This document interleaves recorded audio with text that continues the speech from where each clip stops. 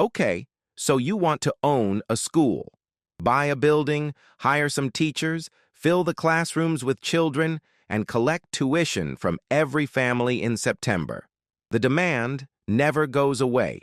Every human being on the planet needs about 13 years of this thing you're selling, and the law in most countries says they have to buy it. No other business gets a customer base that is legally required to show up. Sounds simple. It is not simple. And the reason it is not simple is one of the strangest things in all of business, because a school is the only company on earth whose entire customer base walks out the front door on purpose every single year and never comes back. You are not running a business. You are running a leaking bucket, and your only job is to pour water in faster than it drains out. Before we get to any of that, you need to understand something that trips up almost everyone who looks at this industry from the outside. The word school covers at least 4 completely different businesses that have almost nothing to do with each other except the building. There is the private independent school, where the parents are the customer and they write you a check directly. There is the charter or publicly funded school, where the parents choose you but the government pays you. There is the for-profit college and trade school, where the student enrolls, but the money comes from a federal loan program. And there is the international school, where the customer is often a corporation relocating an executive and someone else entirely is paying the bill. Same classrooms, same desks, same teachers. Completely different financial machines. Who signs the check determines everything about how this business lives and how it dies. So keep that question in your head the whole way through. Not who sits in the seat, who pays for the seat. Let's start with what it costs to get in. If you're building from scratch, you are not building a business. You are building a piece of specialized real estate, and specialized is the expensive word. A school is not an office. It needs classrooms sized to code, corridors wide enough for evacuation, bathrooms at a ratio set by law, a commercial kitchen if you serve lunch, science labs with gas shutoffs and ventilation, a gymnasium, a field, a parking lot deep enough to hold the drop-off line without backing traffic into a public road. Every one of those items is regulated. Building a mid-sized private school campus from bare land routinely runs into the tens of millions of dollars before a single child is enrolled, and in an expensive metro area, the land alone can be the largest line item on the page. Buying an existing school is usually cheaper, and this is where a strange thing happens. A lot of the time, the person buying the school is not really buying the school. They're buying the campus. In many transactions, the value on the appraisal is almost entirely in the dirt and the buildings, and the actual operating business, the enrollment, the staff, the name on the sign, is treated as a rounding error. That should tell you something immediately. If the real estate is worth more than the operation, you're not looking at a great business. You're looking at a landlord who happens to run a school. Then there is the part almost nobody outside the industry knows about. You cannot simply open a school and start selling. You need a license to operate from the state or the ministry, and if you want your diploma to actually be worth anything, you need accreditation, which is a separate process run by a separate body that can take years. Accreditation is not paperwork. It is an inspection regime that examines your curriculum, your teacher credentials, your finances, your governance, and your facilities, and it comes back around on a cycle to check that you haven't slipped. And here is why it matters more than anything else on the balance sheet. Without accreditation, your graduates' credits may not transfer, universities may not accept your diploma, and in the for-profit college world, you cannot access government student aid at all. Accreditation is the moat. It is also the leash. The same body that protects you from competition can take your entire business away, and we'll come back to that, because it is exactly how the biggest collapses in this industry happened. Say you've got the campus and the license. Before you collect a single tuition payment, there is a layer of cost that catches nearly every new school owner completely off guard. First, you cannot open a school gradually. A restaurant can open with a small menu. A gym can open with half the equipment. A school cannot open with half a math teacher. If you're running kindergarten through 12th grade, you need a teacher for every grade on day 1, whether that grade has 30 students in it or 4. You need an administrator, a nurse or health officer, a counselor, a facilities person, and someone who answers the phone, regardless of enrollment. The staffing model is set by the structure of school itself, not by how many customers you manage to sign. That's why new schools almost always lose money for their first several years. They are paying for a full building while filling it one grade at a time. Second, if you bought an existing campus, you inherited its roof. School buildings take a beating that office buildings never see. Hundreds of children move through the same corridors 8 times a day, 10 months a year. Floors wear. Boilers in older schools are often decades past their design life. Deferred maintenance is the standard trick of a struggling school, because postponing the roof this year makes the budget balance this year, and the person who finds out is whoever owns the place when the ceiling finally gives. Third, and this one is genuinely brutal, the calendar. Your tuition arrives in 1 or 2 enormous lumps, usually in late summer and midwinter. Your payroll runs every 2 weeks, 12 months a year, including the summer when the building is empty and no revenue is coming in at all. A school can be perfectly profitable on an annual statement and still run out of cash in June.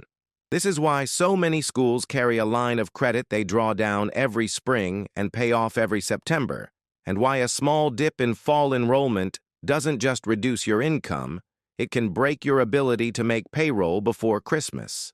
Fourth, insurance. Insuring a building full of other people's children is not the same as insuring a warehouse.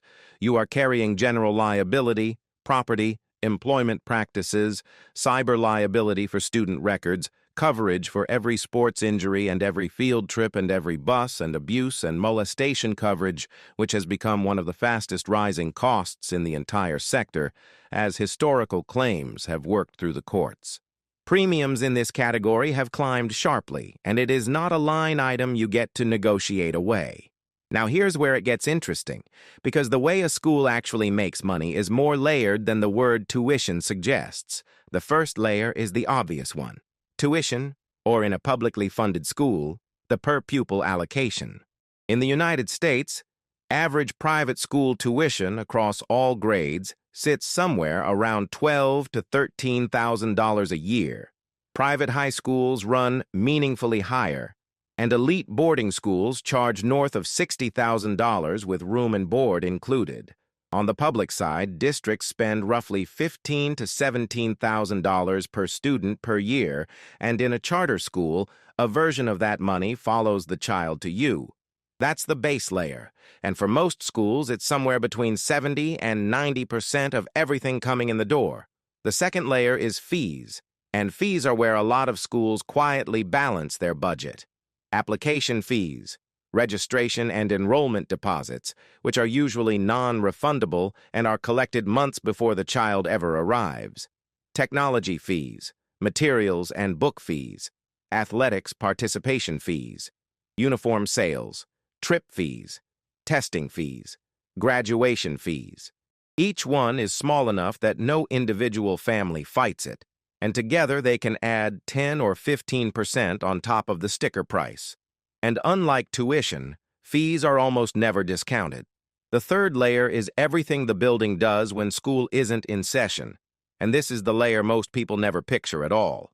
Before care and aftercare programs, which parents need for work reasons and will pay a premium for. Summer camps, which turn an empty campus and a fixed mortgage into a revenue-producing asset for 8 weeks. Facility rental, letting a church use your auditorium on Sunday or a club use your gym at night. Transportation, if you charge for the bus. Food service. Boarding, if you have dormitories, because a boarding student pays for housing and meals on top of instruction and is by far the most valuable customer in the building. None of this shows up in anyone's mental picture of a school. For some campuses, it's the difference between a surplus and a deficit. Then there's a fourth category that has no equivalent in almost any other industry. Philanthropy.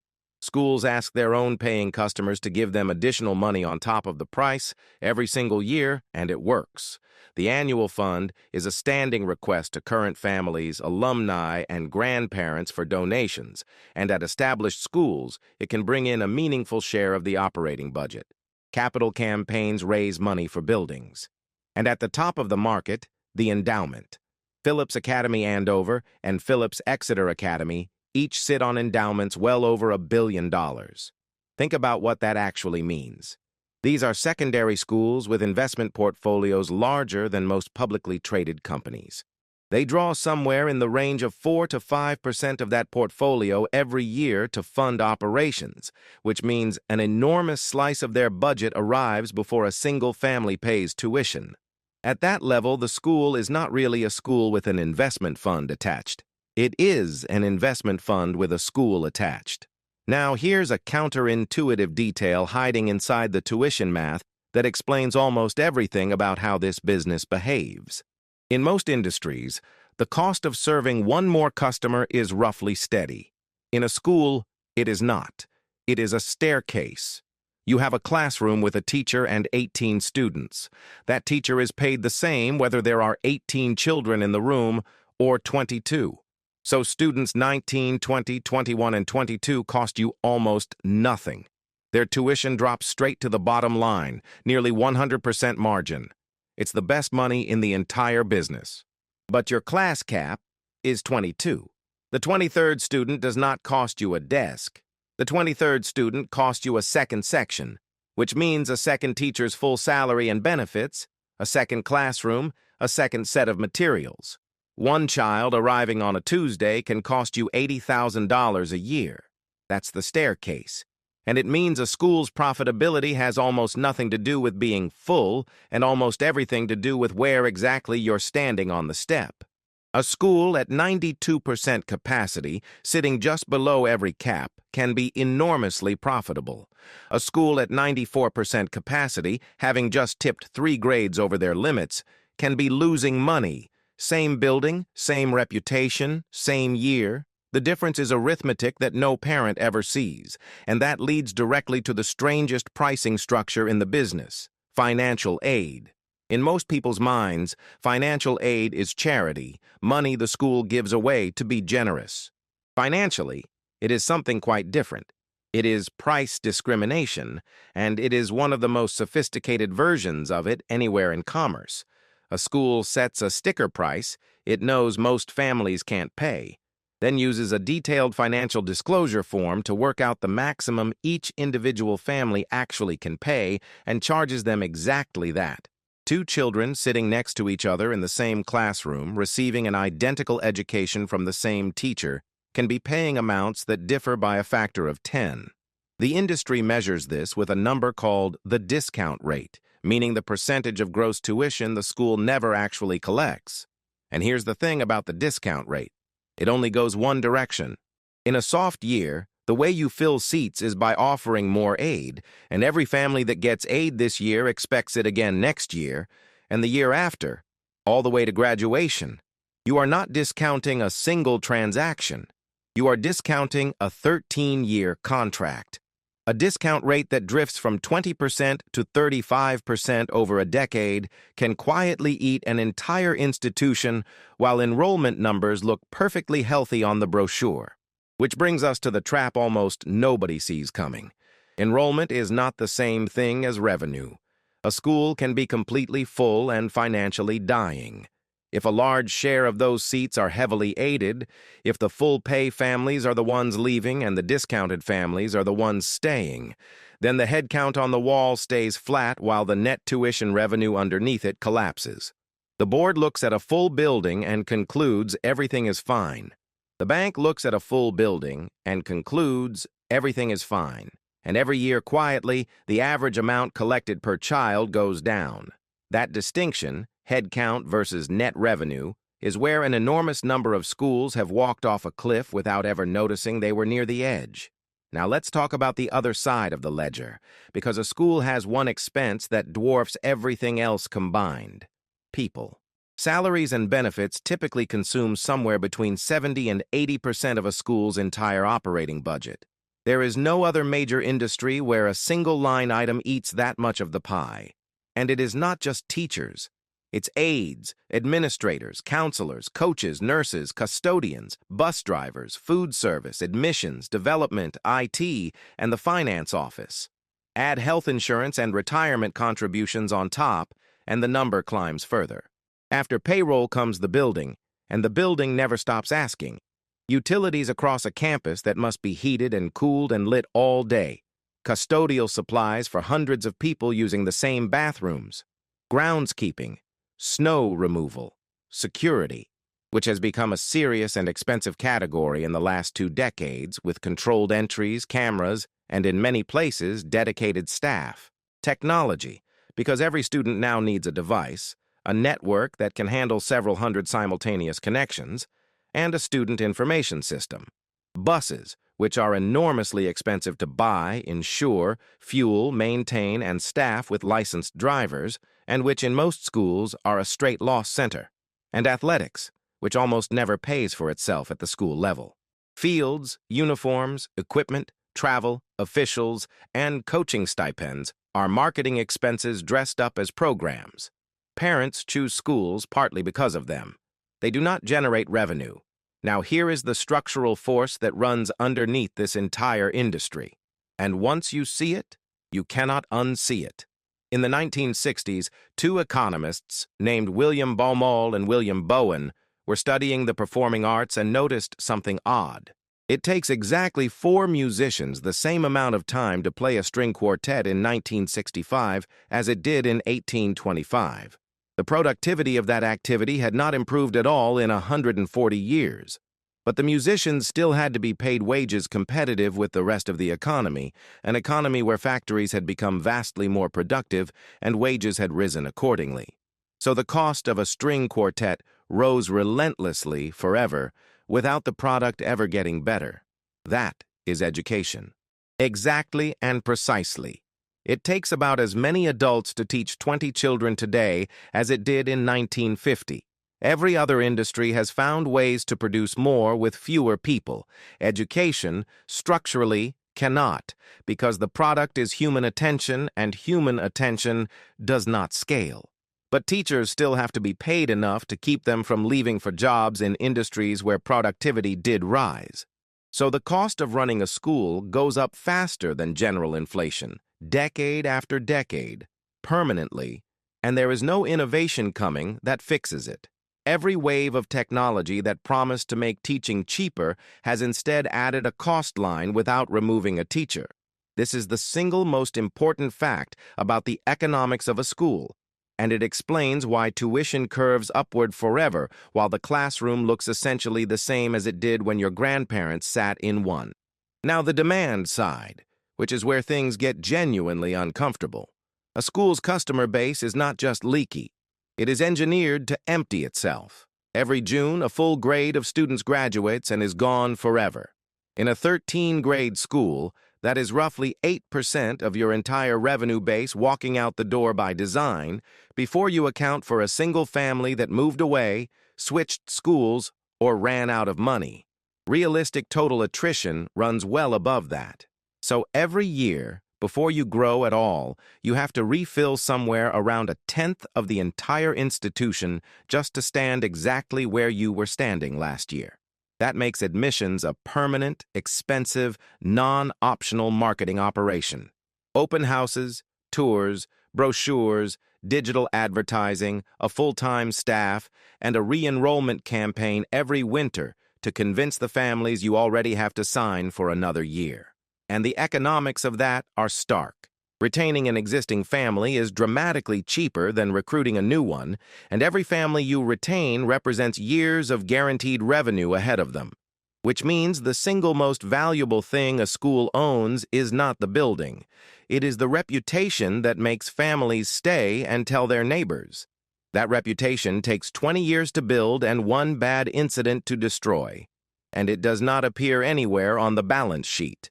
And then there is the risk you cannot manage at all. You cannot manufacture children.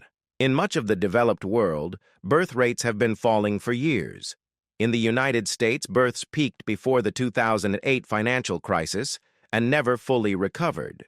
Those missing babies are now missing students, and that shortage moves through the school system like a wave, arriving at kindergarten first and working its way up 1 grade at a time, entirely predictably, for years in advance. Everyone in the industry can see it coming. Nobody can do anything about it. When the number of children in your area falls, every school in that area competes for a smaller pool, discounting escalates, and the weakest institutions go first. It is the only industry where you can look at a birth statistic and know your revenue 12 years from now. And if you think switching to public money removes that pressure, the charter model has a wrinkle in it that is genuinely startling. Charter schools are publicly funded but independently operated, and in most states, the money follows the child, which sounds clean until you look at how the counting is done. Some states fund on a single official count day, a specific date on which a head count is taken and your entire year's budget is locked to that number. Other states, including California, fund on average daily attendance, meaning you are paid for children who are physically present, not enrolled, present. A student who is registered, assigned a desk, given a teacher and a textbook, and then stays home with the flu generates $0 for you that day while costing you exactly as much as they did the day before. Attendance, in that model, is not an educational metric. It is your revenue line. And there is a second wrinkle underneath it. In most states, charter operators receive per-pupil operating funds but little or no money for facilities, which means the rent or mortgage on the building comes straight out of the money meant to pay teachers. You are competing against district schools that were handed their buildings for free. Now let's look at what happens when this business actually fails, because the biggest collapses in education history did not happen because the teaching was bad. They happened because of who was signing the check. For decades, the for-profit college sector in the United States looked like one of the best businesses in the country. Enroll a student, they take out a federal loan, the government sends you the money directly. You don't wait for payment, you don't chase invoices. Your customer's ability to pay is guaranteed by the federal treasury. The University of Phoenix, the flagship of the sector, grew to roughly 470,000 students at its peak around 2010, which made it larger than nearly every traditional university system in the country. On paper, this looked like the education business finally solving its scaling problem. But there was a rule sitting quietly underneath the whole model, known as the 90-10 rule, which said a for-profit college could not draw more than 90% of its revenue from federal student aid. Read that carefully. It wasn't a limit anyone was near breaking by accident. It was an acknowledgement written into law that these institutions were almost entirely funded by one single payer.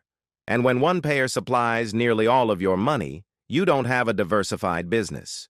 You have a contract that can be canceled. Corinthian colleges found out first. It ran over 100 campuses with tens of thousands of students. Regulators investigated its claims about job placement rates for graduates, and the Department of Education fined it $30 million for misrepresenting them, then restricted its access to federal aid. Once that tap was throttled, the company had no independent source of revenue to fall back on, and in 2015 it collapsed, shutting down campuses and stranding students mid-degree. ITT Technical Institute was even faster and even starker. It had been operating for decades, with roughly 130 campuses across dozens of states and around 35,000 students enrolled. In August of 2016, the Department of Education barred it from enrolling new students using federal financial aid. Not existing students, new ones. The company did not fight it for years in court. It did not restructure. In September of 2016, weeks later, ITT announced it was ceasing operations at all of its campuses immediately. Tens of thousands of students showed up to find the doors locked and their credits, in many cases, worthless to any other institution because they wouldn't transfer. Here is what makes those two stories worth telling on a finance channel rather than a news channel. Neither company ran out of students. Both had plenty of demand. What killed them was that the customer sitting in the chair was not the customer paying the bill, and the entity paying the bill could stop in a single administrative decision without going bankrupt, without any warning period, and without any obligation to keep either company alive. Their revenue looked like tuition. It was actually one government program wearing a costume. If that sounds like an American problem, consider what happened in China. By 2021, private tutoring in China had become one of the largest education markets on earth.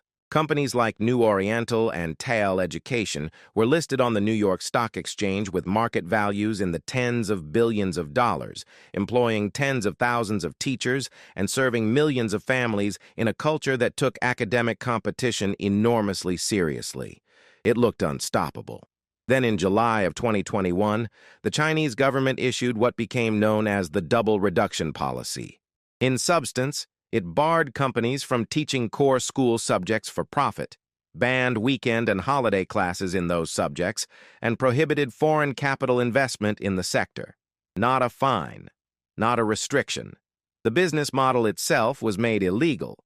The listed tutoring companies lost the overwhelming majority of their market value in a matter of weeks, something on the order of 90%. New Oriental's founder later said roughly 60,000 employees left the company, and the firm donated tens of thousands of desks and chairs from shuttered classrooms to rural schools. In one of the more remarkable second acts in business history, the company pivoted to live-streamed e-commerce, with its former English teachers selling agricultural products online while explaining vocabulary, and became a hit all over again in an entirely different industry. The lesson is the same one, in a different language. Education is not a normal market. It sits at the center of what every society believes about fairness, opportunity, and the future of its own children, and that means the rules governing it are political first and commercial second. A government that would never dream of nationalizing a shoe factory will restructure the entire education sector in an afternoon and consider it a moral obligation. So, does owning a school actually work as a business? The honest answer is that it works spectacularly at the very top and very poorly in the middle, and the gap between them is enormous. At the top, it is one of the most durable businesses in existence.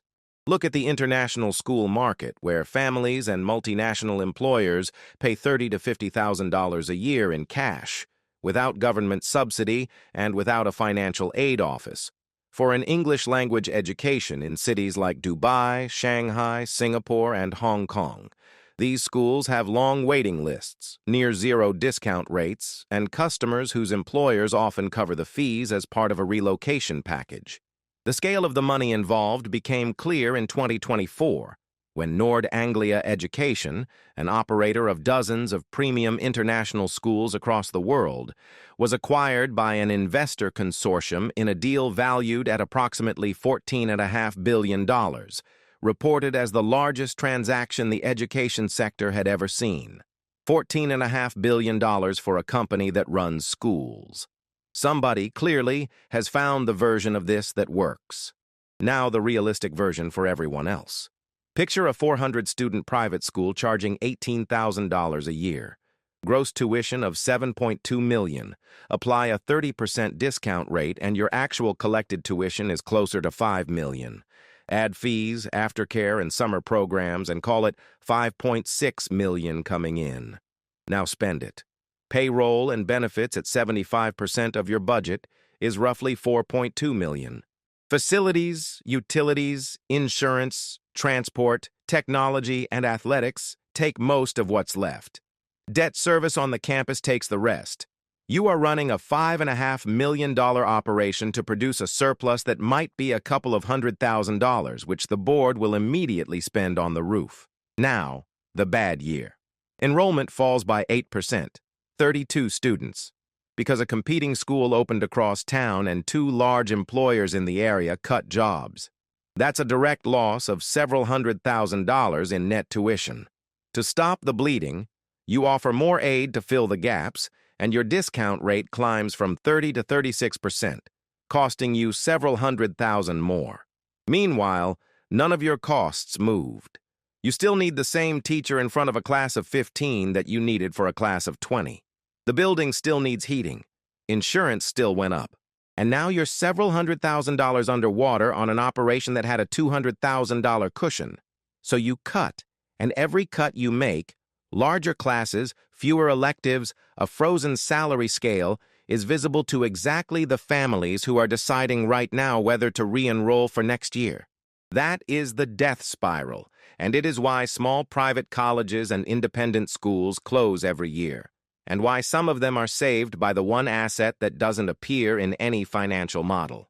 In 2015, Sweetbriar College in Virginia announced it was closing, citing financial pressure and declining enrollment. Its alumni refused to accept it. They organized, they litigated, and they raised tens of millions of dollars in a matter of months, and the college stayed open. No other industry has that. Nobody has ever launched an emotional fundraising campaign to save a failing hardware store. It only happens here because the product a school sells is not really instruction. It's identity. And people will fight for their identity in a way they will never fight for a vendor. So if you do decide to own a school, understand what you are actually buying. You are not buying a building full of classrooms. You are not buying a stable subscription business with a captive audience. You are buying a fixed-cost machine that must be fully staffed before the first child arrives, whose costs rise faster than inflation forever by a mathematical law you cannot escape, whose price is set individually for every customer, whose revenue depends on birth rates recorded a decade ago, and whose entire customer base is designed to leave. What holds it together is not the real estate, and it is not the curriculum. It is the belief, held by a few hundred families at a time, that this specific place is worth the money. Every year they decide again. And a school does not fail on the day the money runs out. It fails on the day those families stop believing, which is always quite a while earlier, and always somewhere the accountants were not looking.